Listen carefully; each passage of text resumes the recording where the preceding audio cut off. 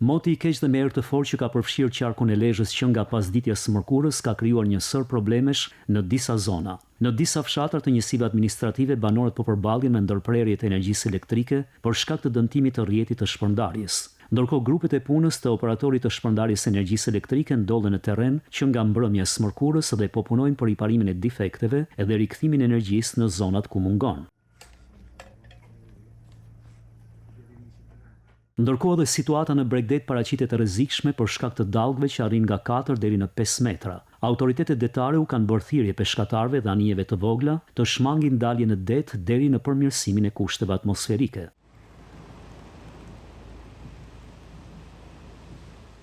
Sipas parashikimeve, moti i keq pritet të vijojë edhe në orët e ardhshme, ndërkohë që strukturat e mbrojtjes civile në 3 bashkitë e qarkut, në Lezhë, Mirdit dhe Kurbin, ndodhen në gatishmëri për t'i paraprirë çdo situatë që mund të krijohet.